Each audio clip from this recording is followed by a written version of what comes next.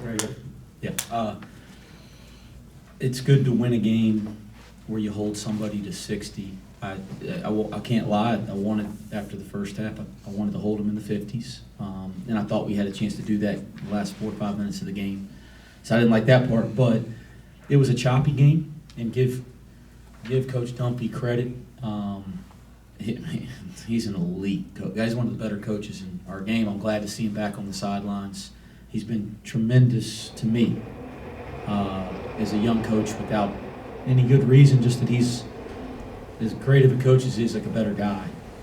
And so I think the world of him, and you know he's going to have his team playing hard and that type of thing. So I thought they made it choppy and scrappy, and it didn't have a lot of flow to the game. But to see us embrace the defensive end of the floor, especially in the first half, I was excited about that. And we got to learn to have as much energy for that as for the games where you're scoring 100 and the ball's popping around and flying around and you're making shots and getting dunks. So I was proud of some of the defense tonight, and glad that we won a game. We held somebody to a low score. There's certainly a lot of things that I didn't like, and I didn't like that we let them back in there late and weren't strong with the ball against the press at times. You know, I didn't like our rebound. That's the second game in a row we've been out rebounded. I didn't think we finished some possessions. I didn't like us in transition D all the time. So, yeah, there's certainly some stuff, but as the assistant coaches told me walking in the locker room, Coach, be in the Christmas spirit and celebrate the positives, at least today in the locker room. So I'm going to be in the Christmas spirit. We had 38 deflections by the way that we statted it during the game, and we had 8 kills, which was, you know, how we quantified 3 consecutive stops in a row, and that part's really good. I think we had 6 consecutive stops to start the game.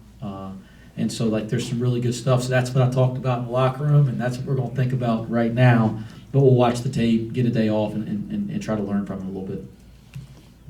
Forced 25 turnovers. Is that another just reflection of the deflections and how well the intensity was on the defensive end? Yeah. I mean, anytime you force 25, I thought, in fairness to them a little bit, they threw a couple away too. I thought they threw some pitch heads out of bounds and things that weren't there. So I don't know if we forced 25, but we did force some turnovers and had some deflections. And again, you guys have heard me. We have to become an elite defensive team. We're working on it. I think the guys are getting a better sense of what we're trying to do defensively. And when they want to, it looks pretty dang good. I mean, from where I'm standing, especially if we can finish the possession a little bit better in terms of the contest and the rebound. But it just, again, I'm going to be relentless. I want it all the time. Dan had 3 blocks all in the second half.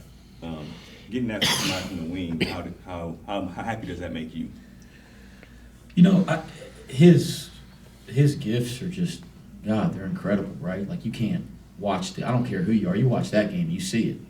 I mean, he keeps the ball in front, and somebody goes up to shoot. It's like that 7'1" wingspan comes out, and his instincts come out, and it's incredible. And so the thing with Daniel is the more he embraces learning how to get to the right spots and his defensive principles and his defensive positioning, the more he's going to be in position to go make all those plays, because he has a natural ability to do it. And I think he has a long way to go, and that is a compliment to him, because I think his ceiling is through the dang roof. But he's getting better at a really fast rate. I mean, who he is defensively today versus 2 weeks ago, it's been a significant improvement. We haven't arrived yet, but he's improving at a fast rate, and that's really good for our team. Him and Reed, both 2 freshmen, and they've been getting a lot of playing time the last couple of weeks. Like, how can you speak on their growth, just those 2 as well? Well, I think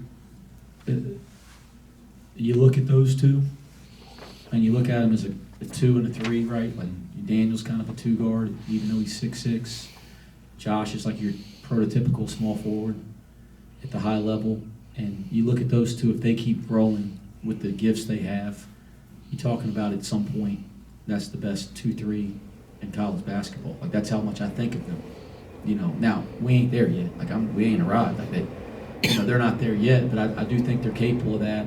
And for this team, you know, especially when you think about losing, you know, Rob and John, for this team. Like, the quicker they get there, the better we are in league play. And so I am pleased with some of their improvements here over the last couple of weeks, but we still got a ways to go with both of them.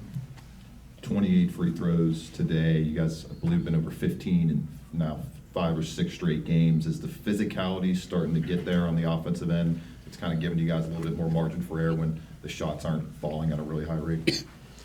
Yeah, you like to see you get going. I mean, again, it was I'm not complaining. It was just, I mean, I like that we get to the line 28 times. That's great. But it was a strange game in that sense. There were a lot of fouls in the backcourt.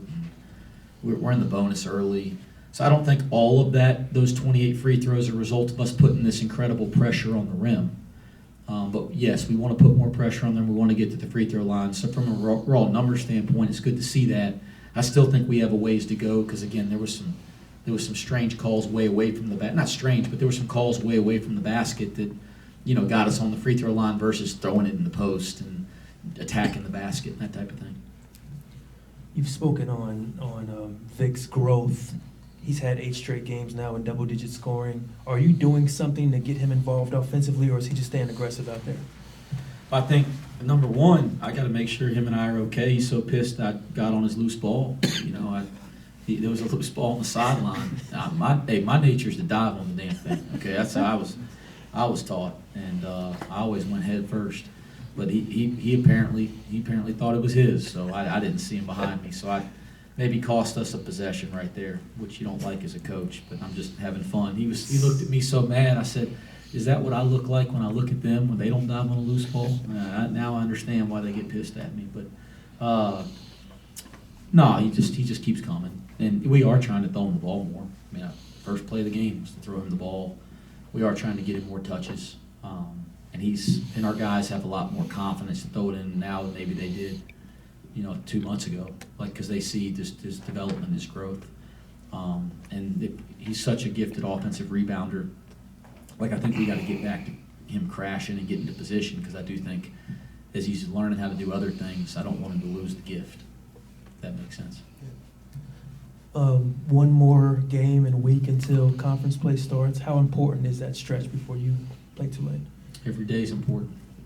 Every day. And we're off tomorrow. They need a day off, but every day is important. It's not like this one's any more important. Every single day is important, and we got to try to maximize every day. 8 rebounds for Jeremiah.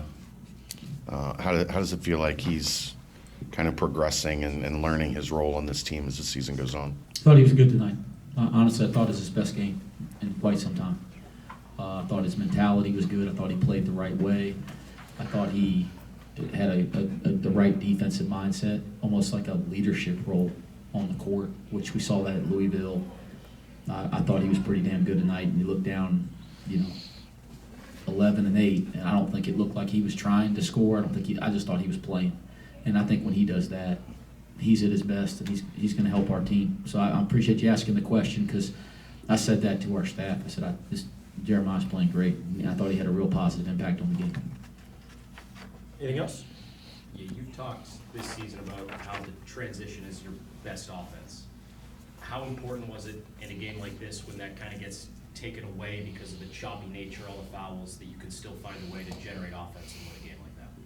Yeah, it's going to be, like I said, it was, you look down and you still get 78. And, we shot 40 and 43, but you still get, 78, and we would make 8 threes. 8 for 23 from 3, which is just okay. I mean, I didn't think it was our best offensive night to still get 78. I think that's pretty good. I don't like the 11 turnovers. You don't turn it over 11 times. I think we probably get 85 or 90. You guys have heard me say this. If we'll embrace playing the right way and doing our jobs, we can be a good offensive team because we got good offensive players. Landers struggles tonight, 3 of 12, but really impacts the game offensively still with his assists. What does that say about his offensive game overall and his ability to kind of adjust when the shot's not falling like he wants it to? He's an elite offensive player that's still developing as a guard. And so like the thing that we noticed this summer, we couldn't believe how well he saw the floor and how capable of a passer he is. He's still evolving of like the hardest thing is to find guys that can see the floor and see the game. He has that natural, like Vic has, they have that natural ability. And then you got to kind of help them learn because they see it so well. Don't thread every needle. Don't make every tough pass. Just make the simple one. And he's starting to figure that out. And the more he does that, the better of a playmaker with the ball and decision maker with the ball he's going to be. Because he's always been thought of as just kind of a shooter. And he's so much more gifted than that. And you're kind of seeing him go through that process this year. I keep telling him when he becomes an elite defensive player, because he's very capable and he's very smart and he's working at it. And when he gets his ball skills and decision making just a touch better, then I think he can play for any. I think he can play up at that next level. I really do. I think he's that good. All right, But he's still good. got work to do.